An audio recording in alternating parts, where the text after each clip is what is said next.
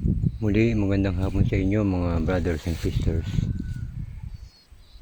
Ngayon ay narito uli ako sa area ko na mga tinatanong kong lugar ng kalabasa. Itong gagawin ko ngayon ay ang paglalagay ng ipot o chicken dung sa butas, sa hukay, sa pagtatamnan ng kalabasa. Ito. Bawat butas, lalagyan ko yun ng 2 dakot na chicken dung. Buti tuyo yung chicken dung, masarap pagka sariwa. Mabaho siya.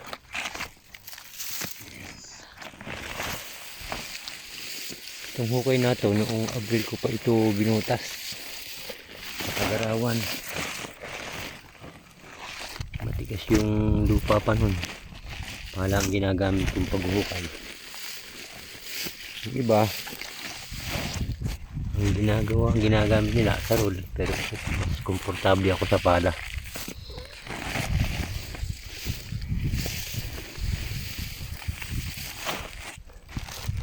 Kasi yung sarol, kailangan babayo mo siya ng malakas na pwersa para bumaon sa lupa.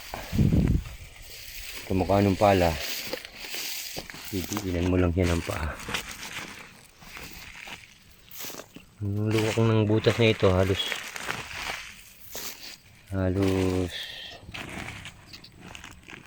malaki sa plato ng konti.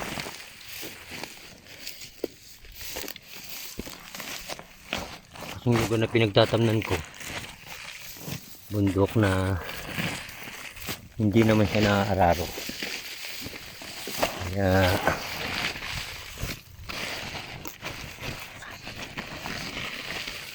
hinuhukayan na lang ng pala bawat pagtatamnan ng kalabasa.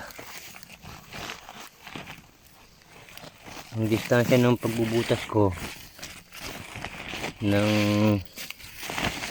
tatamnan ng kalabasa ay 2 meters by 2 meters.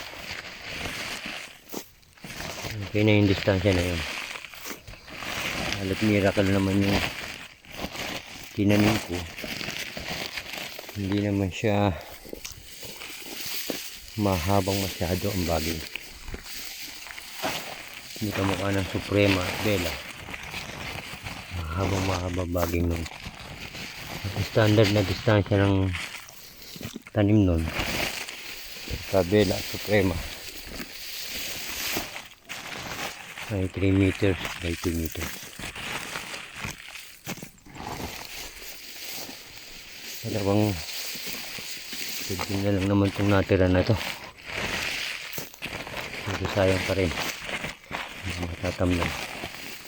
Pinatasan ko na ito Kaya rin ito, malagyan ko ng chicken dung. Tatabunan ko na siya ng lupa. Kasi nagtatamnan ito.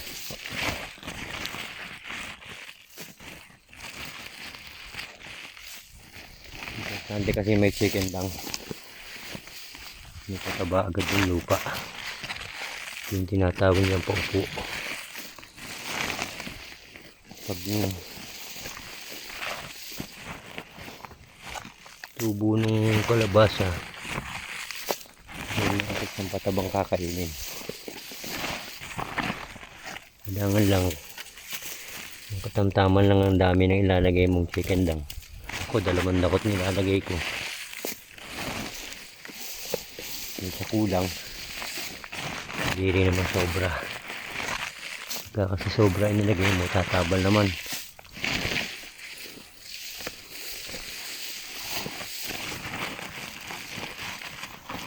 Pag tumabal siya, sobra ng taba, napakaganda ng dahon, pakatataba ng bagay, mahahaba.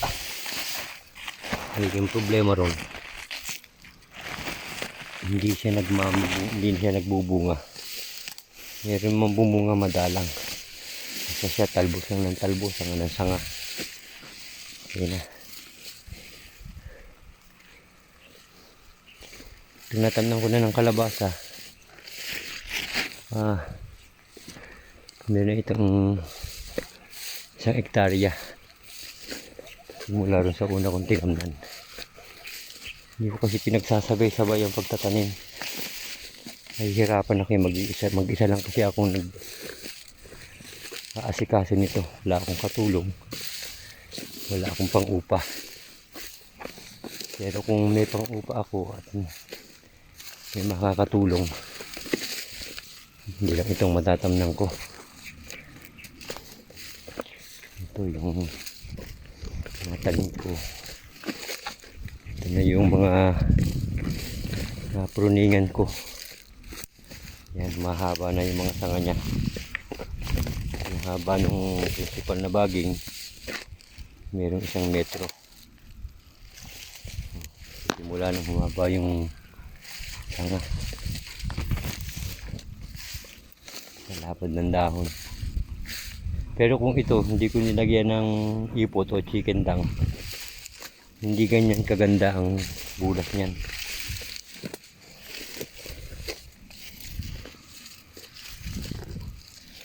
Itong ganitong itsura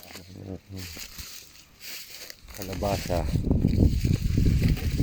okay lang siya. Hindi siya sobrang taba. Labo niya.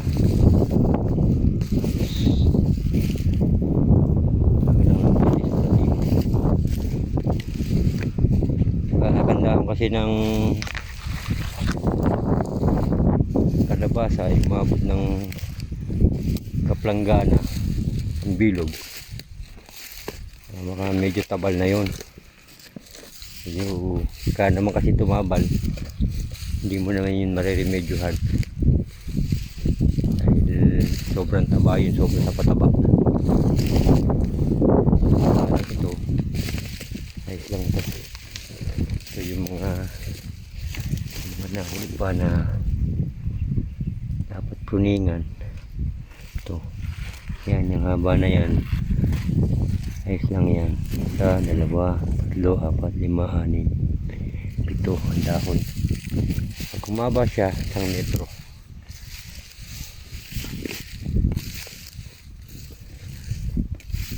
Hanggang dito na lang po muna mga brothers and sisters. At tatabunan ko muna yung aking hukay na nilagyan ng ipot. Bukas ko yung tatamnan.